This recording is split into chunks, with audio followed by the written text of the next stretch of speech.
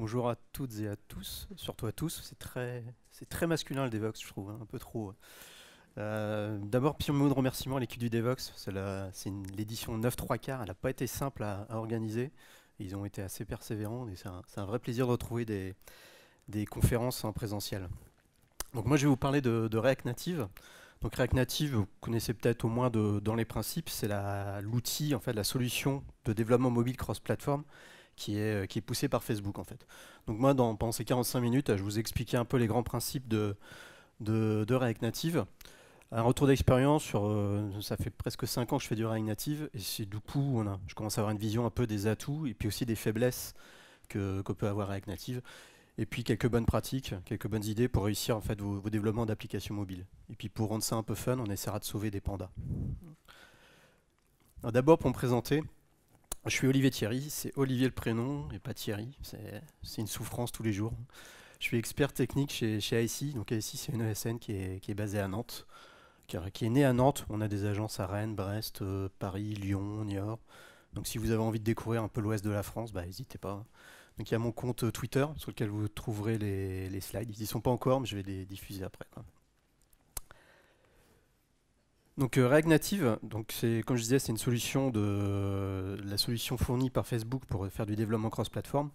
Donc c'est la première promesse de React Native, c'est le write once run everywhere. Donc le principe, on écrit du code une fois dans un seul langage et on va générer à partir de ce code deux applications, Android, iOS. Ça pourrait être d'autres plateformes et nous on va s'intéresser à Android et iOS. Bah, les avantages, déjà, l'avantage il est logique, c'est qu'on a moins de code, donc il y a moins de coûts de développement, moins de maintenance à faire. Et puis aussi des points auxquels on ne pense pas trop, c'est que du fait qu'on a une base de code unique, bah, les deux applications Android et iOS vont avancer au même niveau. Alors que si on a deux équipes qui font du natif Android et iOS, bah, on peut avoir une équipe qui avance plus vite que l'autre et du coup avoir un décalage entre les deux versions, ce qui est toujours un peu agaçant. Et donc il y a d'autres solutions, hein, qui permettent qui sont sur ce principe d'une base de code unique. Il y a Flutter par exemple, il y a tout ce qui est Cordova. La particularité de React Native, ça va être le côté interface. Si sur du Cordova, par exemple, on est dans du HTML qui va imiter des composants natifs, Flutter va créer lui-même ses propres composants. Sur React Native, on va utiliser les vrais widgets natifs Android et iOS. Donc c'est ce qui fait un peu la particularité de React Native par rapport à d'autres solutions, quoi. L'avantage, bah, c'est qu'on va avoir une expérience utilisateur qui va être améliorée parce qu'on utilise les vrais composants natifs.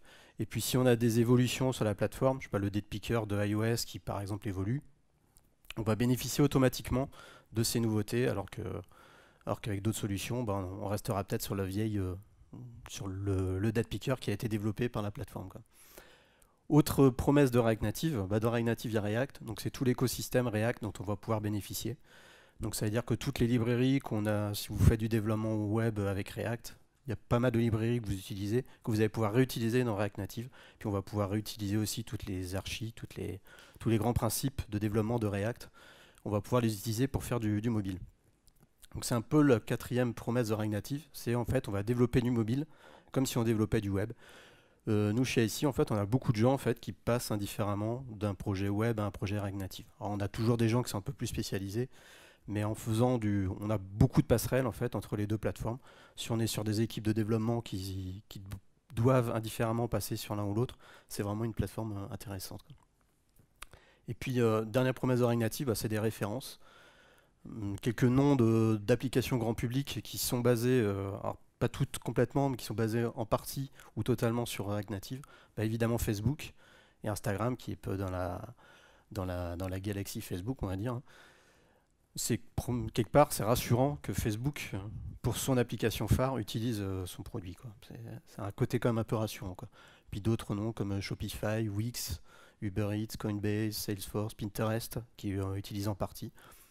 Donc comme je disais, souvent on peut soit faire du React Native, une application entièrement React Native, ou alors embarquer des morceaux de React Native dans du Android ou du iOS.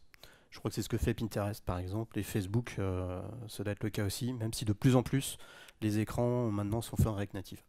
Mais à l'origine, je crois que c'était tout ce qui était Marketplace sur Facebook, si vous avez déjà utilisé. Dès le début, c'était fait en React Native. Alors comment ça fonctionne React Native? En fait, quand on crée un projet React Native, pardon, on crée trois projets. Enfin, dans l'intérieur de ce projet, on a trois projets. On a un projet React qui va contenir notre code JavaScript.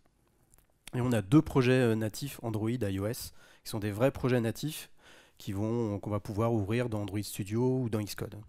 Et donc aller faire des modifications en fait, dans ce code natif. Et lorsque le développeur va avoir besoin de builder son IPA ou son APK, en fait, on va déclencher un bundler qui est fait par Facebook qui s'appelle Metro et qui va créer un bundle JavaScript qui va être embarqué dans l'APK ou dans l'IPA. Donc c'est là qu'on va retrouver tout le code commun à nos 2 plateformes. À l'exécution, quand on va démarrer une application React Native, en fait, il va lancer un moteur JavaScript. À l'origine, le moteur JavaScript qui était utilisé, c'était JavaScript Core, qui est le moteur de Apple, donc qui était du coup déjà disponible sur iOS, mais qui était embarqué en plus dans les versions Android. Là aujourd'hui, Facebook pousse beaucoup sur un nouveau moteur JavaScript qu'ils ont développé spécifiquement pour React Native et qui s'appelle Hermes. Donc le but de ce moteur JavaScript, ça va être d'exécuter tout le code JavaScript. Donc ça va par exemple tout ce qui est métier en fait, donc ça va être les appels de service, la navigation, la gestion des formulaires, tout ce qui est gestion du state local de l'application. Et lorsqu'on va avoir besoin dans l'application d'attaquer du natif, donc ça va être afficher un widget, ça va être utiliser un SDK natif, ça peut être d'utiliser des fonctions de photo ou de géoloc ou de fingerprint par exemple du device. Là on va échanger avec les composants natifs, avec la partie native, via ce qu'on appelle un bridge, donc un bridge React Native qui lui va se charger il va y avoir des messages en fait qui vont passer par ce bridge et qui vont permettre de communiquer entre JavaScript et cette partie native et dans le sens inverse également, quoi. Donc ce qu'on va avoir côté natif, du coup ça va être tous les composants natifs, les widgets qui sont sur les plateformes et puis toutes les librairies, les SDK qu'on peut trouver, quoi. Alors nous on peut aussi, si on a des besoins d'intégrer un SDK maison par exemple, donc ça m'est arrivé en particulier dans le milieu bancaire, on peut créer son propre plugin React Native qui du coup va nous permettre en JavaScript, dans notre code JavaScript, de pouvoir attaquer, utiliser en fait ce SDK natif, quoi. On va rapidement aller sur une démo.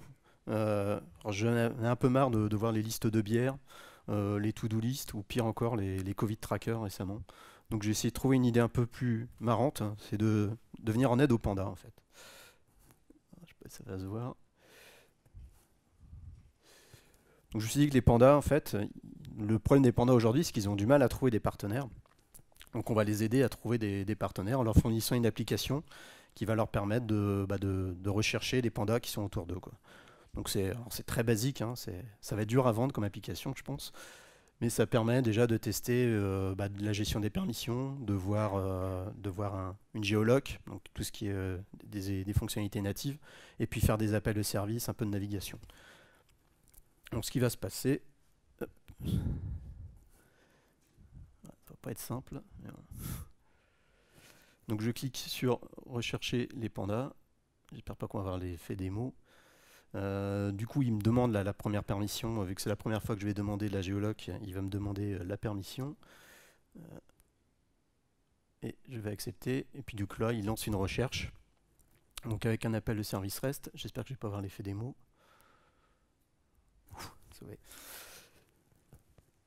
Et donc là, je vais pouvoir naviguer sur tout. Je suis embêté parce que j'ai pas le duplication de l'écran. Voilà, et puis pour chaque panda, comme ça, je vais pouvoir voir le nom du panda, une photo du panda, et puis quelques. C'est un long travail de recherche, toutes ces images. Et donc j'ai la même chose ici sur Android.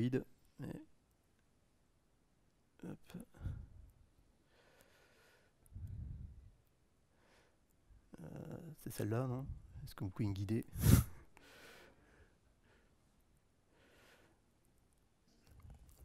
Voilà, avec le même fonctionnement.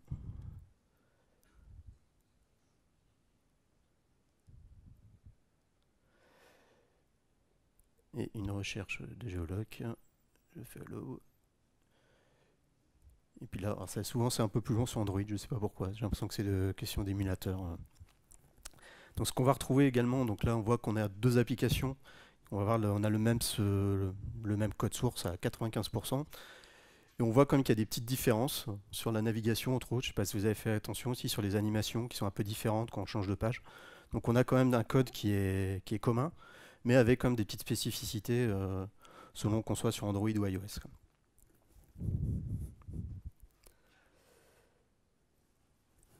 Alors, on a également, du coup, quand on est sur la plateforme de développement, on a un CLI en fait qui est fourni par React Native, qui permet de démarrer l'application. Alors, ça doit être cette fenêtre. C'est ici, voilà, c'est ça. Je crois que c'est ça. Voilà, avec une commande en fait qui permet de lancer soit faire un run Android, et il va lancer sur l'émulateur ou le device qui est connecté, soit un run iOS et puis il va lancer pareil sur un émulateur ou sur un device connecté, quoi. J'ai également des outils de débugage qui sont fournis dans la CLI. Donc si je fais et du coup, j'ai un menu développeur qui va me permettre, entre autres, de faire du fast refresh, c'est-à-dire dès que je vais modifier, un peu comme on avait avec Webpack, hein, dès que je vais faire des modifications dans mon code source, elles vont être automatiquement en live répercutées sur mon interface, sur mon émulateur. Et puis également la possibilité de faire du debug. Et donc là, le debug va se lancer dans Chrome.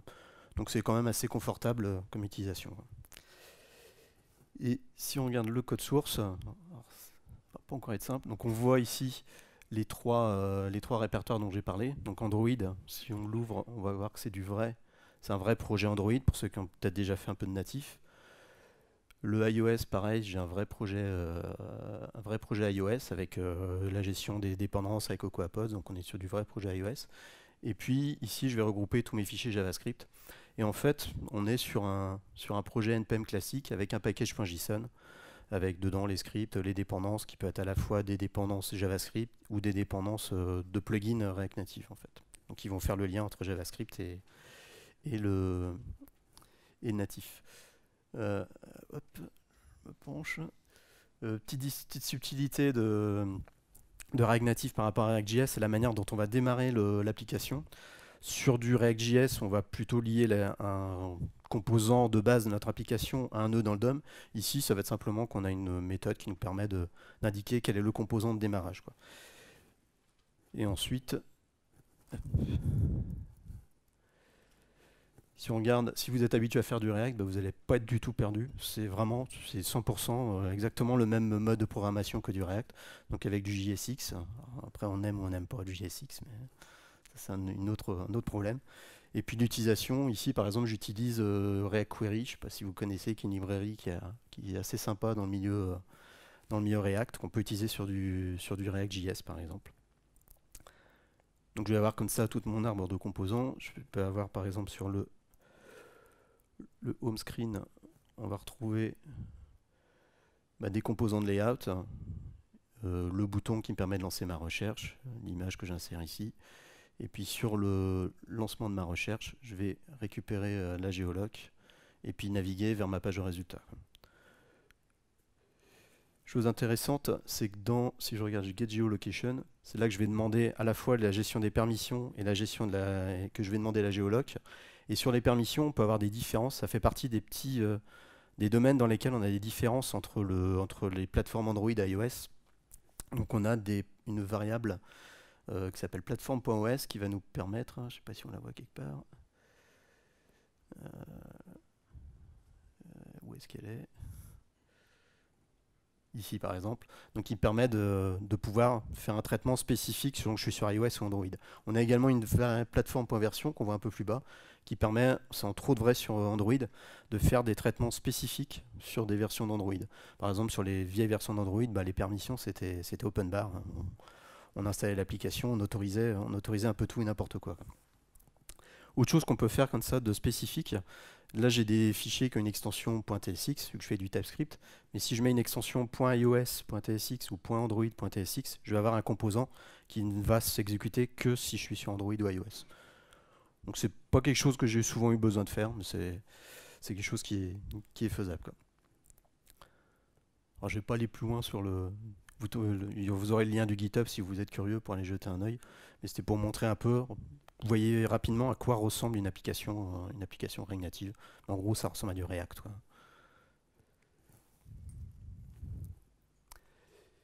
Donc j'avais prévu en cas d'effet démo, hein. Donc on voit ce qu'on a vu ici. Et puis les développeurs tools dont je parlais, alors je ne l'ai pas montré, ça existe également sur Android, mais ils sont un peu différents entre Android. Alors ce dont j'ai pas parlé, c'est qu'il y a aussi des outils qui permettent d'aller regarder la structure de nos composants. Alors, ils sont fournis, mais c'est pas le faire sur un mobile, c'est pas hyper confortable. Donc heureusement, on a d'autres solutions pour pouvoir faire ça, quoi. Donc, si j'attaque maintenant en partie plus retour d'expérience, donc avec d'abord ce que j'aime bien sur React Native, ce qui nous a plu quand on a développé avec React Native, c'est d'abord cette promesse du write once on everywhere qui est vraiment tenue, quoi. Là on a vu rapidement, mais la quasi-intégralité du code est identique entre Android et iOS, et du coup ça c'est un vrai gain de temps, un vrai gain de maintenance, pour une qualité d'application qui est plutôt bonne, quoi.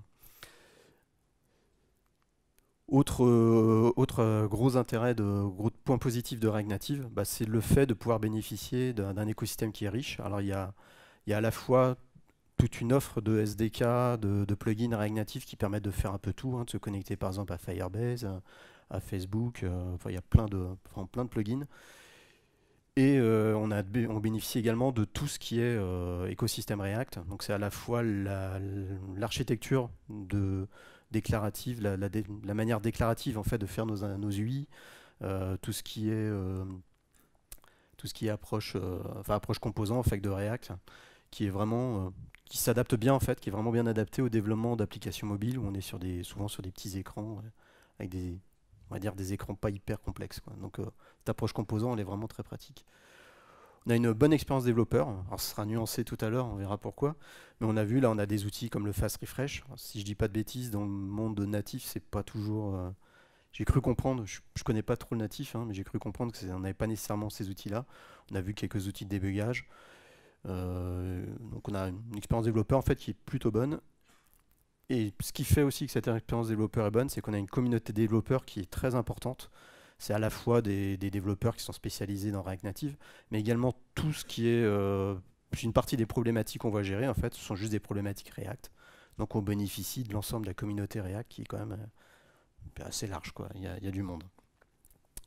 Puis dernier point positif, c'est que c'est une plateforme qui est en constante évolution. Alors, on entend des fois dire que c'est en perte de vitesse, et je trouve au contraire que Facebook met de plus en plus d'énergie à faire évoluer la plateforme. On en parlera tout à l'heure. Déjà, le côté positif, comme je disais tout à l'heure, c'est qu'eux, ils l'utilisent pour l'application phare, donc c'est rassurant sur le fait que la plateforme va évoluer. Et ils sont très, très à l'écoute des remontées des développeurs. Ils font régulièrement des enquêtes pour voir un peu comment les développeurs, les utilisateurs au jour le jour de React Native ressentent la plateforme et ce qui peut être amélioré dessus, quoi. Dans le côté obscur de React Native, bah, je disais qu'il n'y a pas besoin de beaucoup de compétences natives, mais il y a quand même deux moments où on a besoin de faire du natif. C'est en particulier tout ce qui est les builds, ce qui peut devenir très complexe. Vu qu'on build des IPA, des APK, bah, il y a quand même besoin de connaître un minimum comment fonctionne un build natif, entre autres tout ce qui est gestion des dépendances. Tant que ça marche bien, on n'a pas trop besoin de savoir comment ça marche, et le jour où ça se met à plus marcher, on fait des burn-out, quoi. En particulier sur iOS, des fois il y a des messages qui sont assez spatiaux et on a mal. Dans le même genre, c'est qu'on a des SDK qui sont natifs. Nous, on est en JS, on a besoin de créer ce bridge, ces plugins React Native, et s'ils n'existent pas, bah, va falloir les écrire nous-mêmes. Donc là, on a besoin d'un peu de compétences Android ou iOS. Donc c'est pour ça, nous, on essaie dans nos équipes d'avoir au moins une personne qui soit compétente sur Android ou iOS pour nous dépanner sur ces sujets-là. Puis s'il n'y a pas, ben on met les mains dedans et puis on y va, quoi. Et c'est pas toujours plaisant. Autre problématique, c'est ça qui est pas valable que pour React Native, hein, c'est tout ce qui est test end-to-end. C'est marrant parce qu'il y avait une conf juste à côté où la conclusion c'était en gros des tests end-to-end, faut quasiment pas en faire. C'est tellement complexe à gérer qu'il vaut mieux éviter d'en faire. Déjà, c'est complexe quand on fait du web, alors qu'on fait du mobile, qu'il faut tester sur des émulateurs avec des versions d'iOS, d'Android peuvent être différentes, voire même sur Android, sur les constructeurs, des différences entre les devices. Ça peut vite devenir un peu un enfer, quoi. Donc du coup, on en fait très peu, hein. On a fait des tests, on a essayé quelques outils. Donc les outils, il y a Detox, qui est l'outil le plus connu, qui est fait par Wix, qui est un gros contributeur sur la communauté React Native, qui est vraiment dédié à React Native. Sinon, il y a Appium qui permet de tester globalement faire du test natif, que ce soit Android, iOS, mais en dehors de React Native. Et puis Kevy, qui est le petit dernier, qui est un peu l'équivalent de Detox, a priori en plus simple, que j'ai pas eu beaucoup l'occasion d'utiliser, quoi. Une des difficultés en fait qu'on a dans le test end-to-end, c'est que tant qu'on reste sur notre application, ça va. Mais si on fait appel à un SDK, par exemple, qui va aller scanner une pièce d'identité, quand on fait embarquer ça dans des tests automatisés, ça devient extrêmement complexe, quoi. Donc une solution, c'est peut-être, c'est quelque chose auquel on réfléchit, nous, mais c'est de créer des versions spécifiques des APK ou des IPA où on moque tous ces appels de SDK, histoire de, au moins, on teste notre application. Et puis le reste, bah, c'est beaucoup de tests manuels, quoi. Les testeurs sur mobile, c'est très très important. Il y a beaucoup de tests à faire. On verra entre autres pourquoi tout à l'heure. Autre complexité, c'est tout ce qui est montée de version. Alors déjà, de base, des montées de version, c'est jamais simple. Mais là, on a la montée de version de React à faire, React Native, donc les qui sont assez liées. On a aussi Android, iOS, tout ça en même temps. En général, ça peut faire des étincelles, quoi. C'est une des grosses critiques en fait, qui est faite aujourd'hui de plus en plus à React Native. Alors, ils fournissent des outils qui permettent de faciliter ces montées de version, mais on a quand même toujours des moments où ça se passe pas très bien, quoi. Entre autres, quand il y a des modifications, comme je disais tout à l'heure, des modifications côté natif sur Android ou iOS, où c'est à nous de les appliquer manuellement, et quand on maîtrise pas trop, ça peut ne pas être simple. Puis une autre complexité qu'on a sur une montée de version, c'est que on est obligé de monter de version, enfin obligé. On a intérêt à monter des versions Android et iOS en même temps. Alors que si on était sur du natif, bon, on peut dire je monte juste iOS et puis Android je verrai plus tard, il n'y a pas de problématique. Là, on va être obligé de gérer des branches différentes si on n'arrive pas à le faire sur une des deux versions. Donc ça peut vite devenir un peu complexe à gérer, quoi. Mais nous, souvent, c'est sur ces montées de version qu'on a le plus souffert sur React Native. Et puis, dernier point auquel il faut faire attention, c'est les performances. Alors globalement, elles sont bonnes, elles sont même très bonnes sur iOS. Sur iOS, entre une application native et une application React Native, la marge, elle est vraiment faible, hein. Ça vient entre autres du fait que Facebook au début a fait React Native pour iOS, c'était la première plateforme qu'ils ont faite. Et puis il ne faut pas se cacher, ben, un iPhone en général c'est un peu plus puissant qu'un Android bas de gamme, quoi. Et du coup, sur Android, on peut avoir des problèmes de performance. On peut avoir des fois sur certains écrans, selon la manière dont on développe, des touches qui vont pas être très réactifs, par exemple. C'est des choses qui peuvent arriver, quoi. Ça, c'est lié essentiellement en fait, à la manière dont fonctionne le bridge React Native, dont je vous ai parlé tout à l'heure, hein, qui permet de communiquer entre JavaScript et natif. C'est qu'il fonctionne par des messages, une file d'attente avec des messages, avec à chaque fois sérialisation, désérialisation. Donc si on bombarde de messages à envoyer au natif, bah, nécessairement on va avoir quelque chose qui risque de ralentir un peu, quoi. Alors la bonne nouvelle, quand je parlais tout à l'heure de Facebook qui était à l'écoute de ses développeurs, c'est quelque chose qui remontait assez vite sur Android. Et du coup, ils sont en train de revoir l'architecture de ce bridge React Native. Ils vont remplacer ça par ce qu'ils appellent JavaScript Interface et qui, du coup, permettra de communiquer en mode synchrone entre JavaScript et la partie native. Du coup, les problèmes de perf qu'on a aujourd'hui, ils vont disparaître, quoi. Autre point qui peut poser des problèmes de performance, c'est quand on démarre l'application, on démarre du natif, mais on démarre également un bundle JavaScript. Du coup, ça fait deux choses à démarrer. Souvent, c'est comme ça qu'on reconnaît les applis, que ce soit Cordova ou les applis React Native, c'est qu'on a toujours un splash screen qui est un peu long. C'est une manière aussi des fois de reconnaître les applis qui ont été faites avec ces technos-là, quoi. Et là, pareil, bah, je parlais tout à l'heure de Hermes, le nouveau moteur JavaScript, et bah, il améliore grandement les performances de démarrage, hein. J'ai vu le test, c'est pas encore déployé partout, mais je l'ai vu tester sur des applis, c'est assez bluffant. Et puis ils ajoutent également quelque chose qui n'existait pas jusqu'ici, mais qui est un peu l'équivalent du code splitting qu'on a avec Webpack. C'est la possibilité en fait de charger des fichiers JavaScript, donc des écrans, à la demande, et puis ne plus avoir comme on avait aujourd'hui, comme on a encore aujourd'hui, un bundle JS qui est chargé d'un coup dès le départ. Donc c'est à surveiller, mais c'est quand même, en tout cas sur Android, mais c'est quand même quelque chose sur lequel ça s'améliore, quoi. Ce qui reste vraiment compliqué, c'est monter de version et puis les builds quand ça veut pas marcher, quoi. Quelques recommandations. D'abord, avant de penser à React Native, des recommandations plus globalement sur le développement d'applications mobiles. Parce que qu'on fasse du Cordova, du Flutter, du Native ou du React Native, on va avoir des points auxquels il faut faire très attention. Avec d'abord, la première chose, c'est faire simple. Il y avait une conférence ce matin de Estelle Landry sur le design par la persuasion, je crois, un truc comme ça. Et ça parlait justement de la simplicité, de faire attention à avoir des UI simples, et c'est encore plus vrai sur mobile, parce qu'on est sur des petits devices, on est sur des applications qui sont souvent très grand public, donc si on fait des écrans complexes, on va perdre nos utilisateurs. Donc c'est une règle, faire le plus simple possible. Donc là, c'est sur les fonctionnalités en fait qu'il faut réfléchir, et sur l'UX, quoi. Et une des manières de faire simple aussi, bah, c'est de respecter les standards qui sont recommandés par Google et Apple. Donc ils ont des guidelines avec, on en a vu un peu tout à l'heure sur la gestion des navigations. Donc sur des bonnes pratiques d'ergonomie qu'on va essayer d'appliquer au maximum dans nos UI, quoi, dans nos applications. Je voulais dire quelque chose là-dessus, mais je ne me souviens plus. Oui, puis du coup, en fait, en appliquant ces bonnes pratiques, on se retrouve avec des utilisateurs qui sont en terrain inconnu, qui sont sur des applications qui fonctionnent comme fonctionnent toutes les applications qu'ils ont l'habitude d'utiliser. Et du coup, ils sont en zone de confort, et donc c'est toujours bien pour les utilisateurs. Autre point d'attention, c'est tout ce qui est déploiement sur les stores. Il faut anticiper, il ne faut pas s'y prendre au dernier moment. D'abord, parce que le premier déploiement qu'on va faire, il y a pas mal de choses à récupérer. Ceux qui ont déjà fait du iOS savent un peu tout le cheminement qu'il faut pour créer des certificats, des provisioning profiles, et ça peut prendre pas mal de temps. Déjà, créer un compte Apple, des fois, selon le compte Apple qu'on crée, il y a des échanges avec Apple. J'ai entendu des fois un client qui a mis 3 mois avant d'avoir l'autorisation de créer son compte.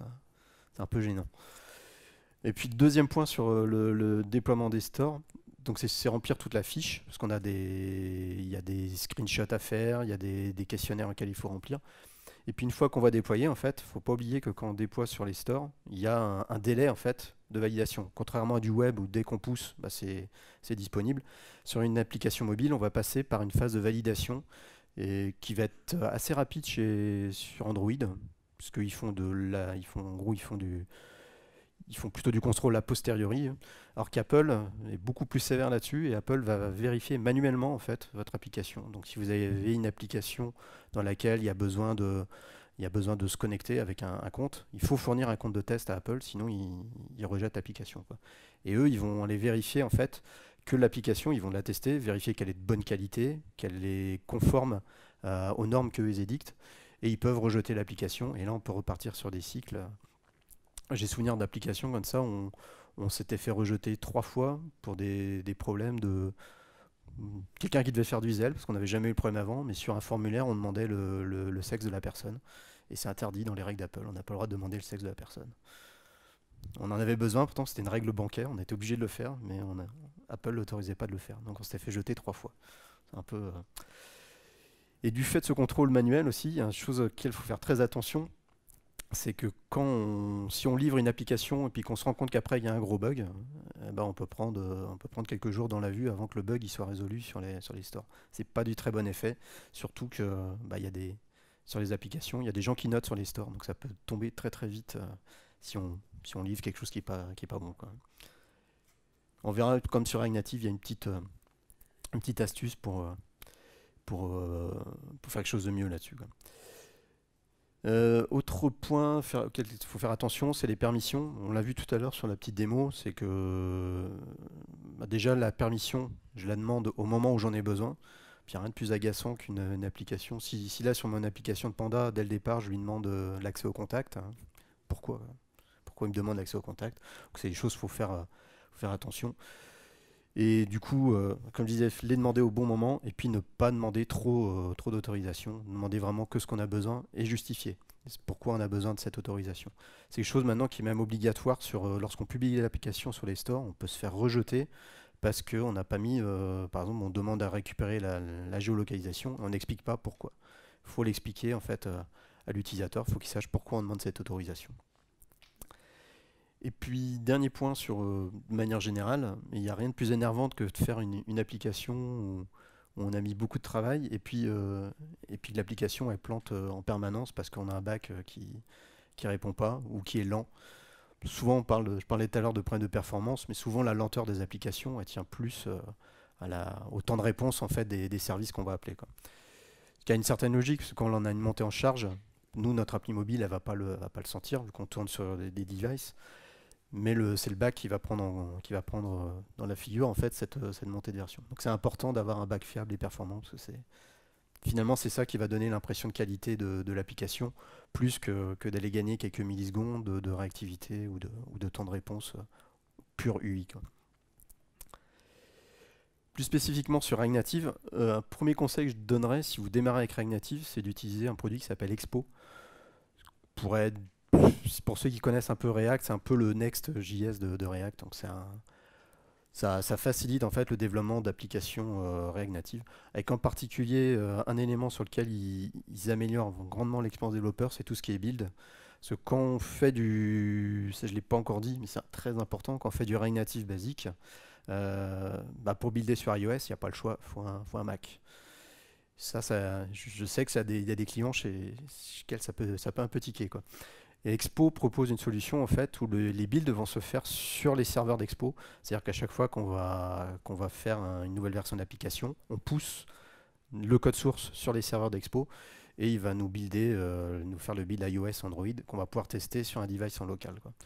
Donc pour démarrer, pour découvrir React Native, c'est super intéressant. Ils viennent aussi avec une sélection de SDK qu'ils intègrent en fait, de SDK natifs qu'ils intègrent d'office dans leur solution. Et du coup qui vont nous permettre de gagner du temps et éviter d'avoir des problèmes de compatibilité qu'on pourrait avoir entre des SDK, quoi.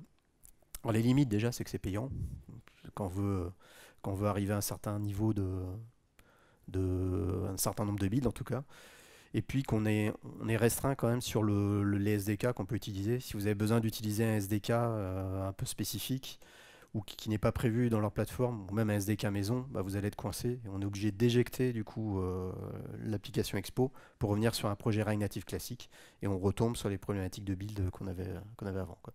Et vraiment pour découvrir, je vous recommande vraiment d'utiliser ce produit-là, quoi. Deux types de librairies que je recommande d'utiliser, c'est des librairies de composants. Donc c'est des classiques, hein, des data pickers, des data pickers on l'a déjà, mais des champs texte, des avatars, des trucs comme ça. Parce que React Native fournit quelques composants, mais vraiment très basiques. C'est comme si on avait juste les inputs type texte en HTML et puis qu'on n'a rien d'autre, quoi. Donc si on veut gagner du temps, si on veut aller vite, c'est bien d'utiliser des librairies de composants.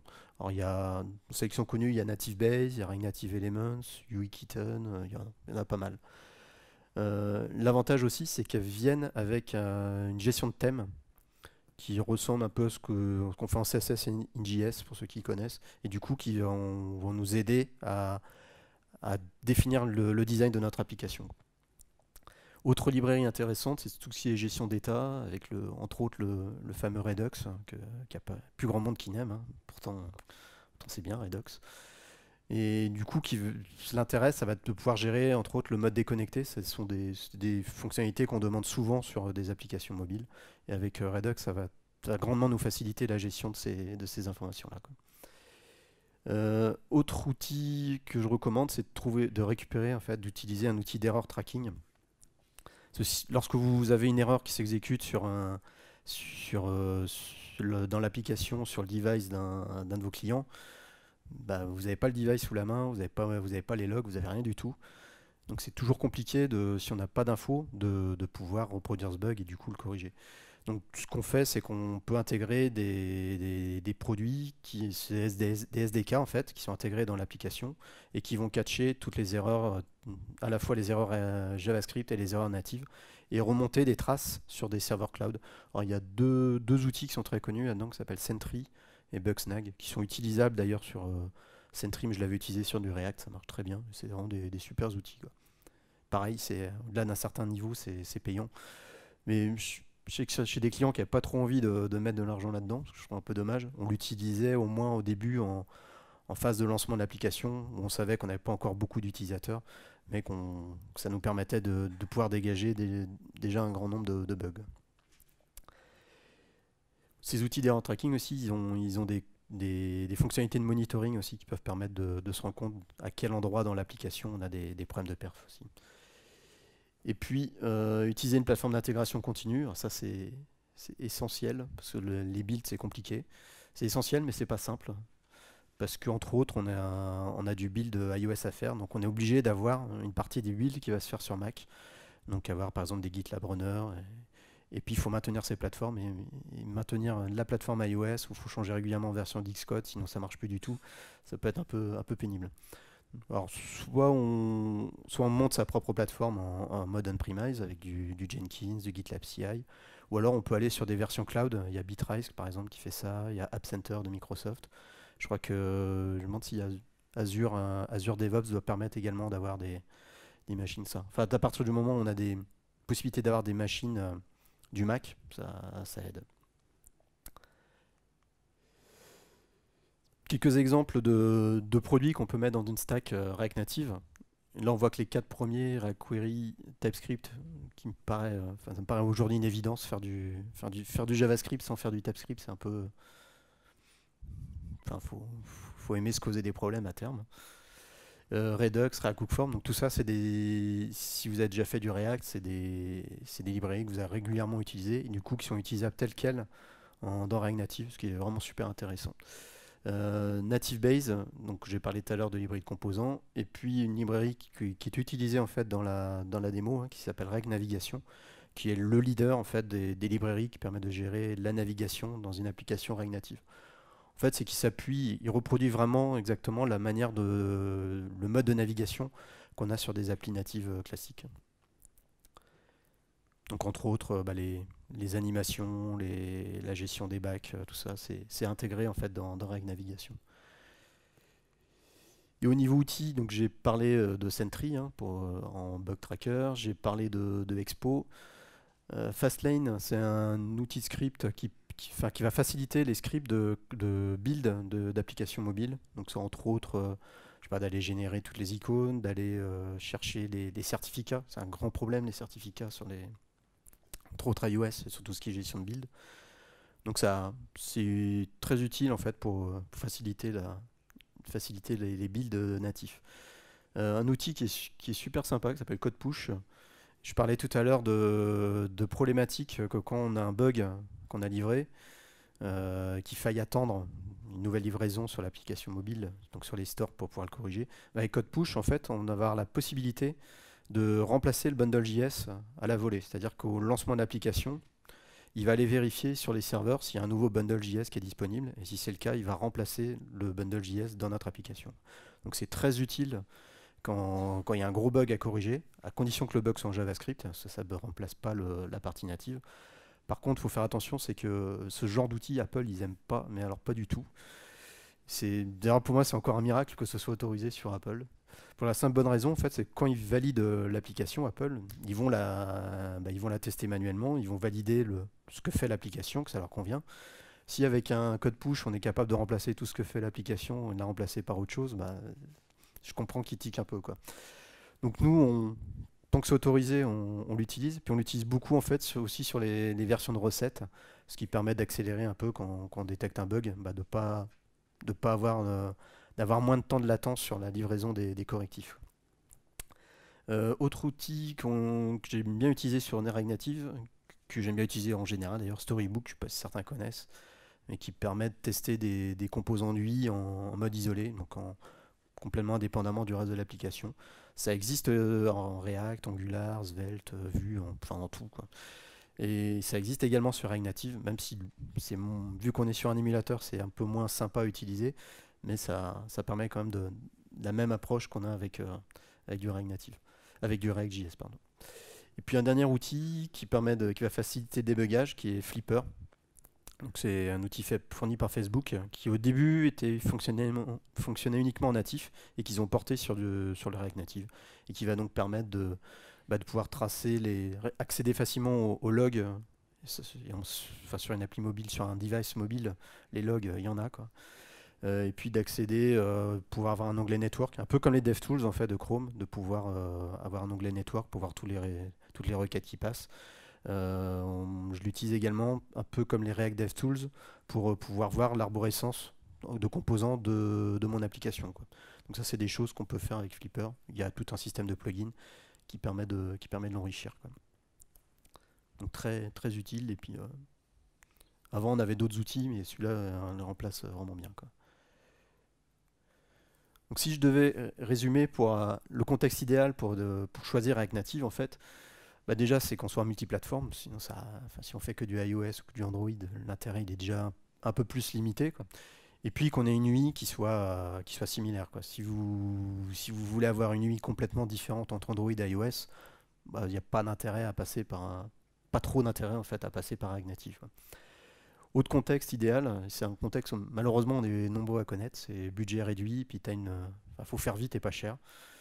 Et ça veut pas dire qu'il faut faire de la merde, hein, mais faut faire vite et pas cher. Et du coup, le fait d'avoir une base de code unique pour servir deux plateformes, bah, ça permet déjà de faire un peu moins cher et puis d'aller vite. Donc c'est un contexte dans lequel React Native marche bien, quoi. Ça marche également bien si on est sur des applications avec des besoins, j'ai mis classiques, alors c'est un peu bizarre comme terme. Ce que je veux dire, c'est si on regarde la majorité de nos applications, ça va être d'interroger des services, afficher des données, d'avoir des formulaires pour entrer des données. Et puis on va avoir un peu de natif pour faire de la géologue, pour faire de l'authentification. On est sur des besoins assez classiques et qui ne demandent pas d'aller très finement dans la manipulation de code natif, quoi. Et donc là, React Native va être plutôt bien, quoi. Et puis dernier point où ça va être intéressant, c'est si on a une équipe qui est rodée au développement web, qui a l'habitude de faire du React, bah, React Native, ils vont y passer. Je l'ai constaté plusieurs fois, ils y passent vraiment très très vite, quoi. Donc c'est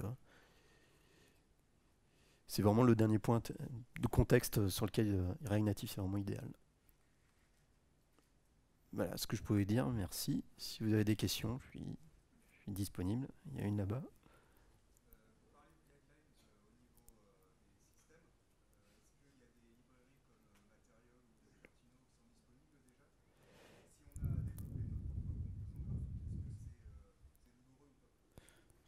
Donc la question, en gros, c'est sur l'existence de librairies de composants qui vont permettre d'appliquer les bonnes guidelines. Bah, NativeBase le fait, par exemple. Donc il y en a. NativeBase le fait. React Native Elements le fait. En fait, toutes, chaque fois, elles prennent en compte la plateforme sur laquelle on se développe. Donc là-dessus, la réponse est oui. Et puis si on peut quand même avoir besoin, pour des soucis d'indépendance, de créer notre propre librairie, je dirais pas que c'est douloureux, c'est pas. Après, c'est comme le faire en HTML, quoi. En HTML, CSS, il y a du boulot, quoi. Oui, oui, ouais, clairement, ouais, ouais. Parce qu'on a ça se rapproche très, très fortement de CSS NJS, donc tout ce qui est style component, tout ça. D'ailleurs, on peut l'utiliser style component avec React Native, donc ça se rapproche plus de ça, quoi. Ce qui n'est pas une mauvaise nouvelle d'ailleurs.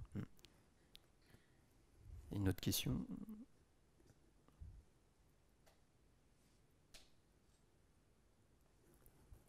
Bah, super. 1,45, ça va? Bah, merci.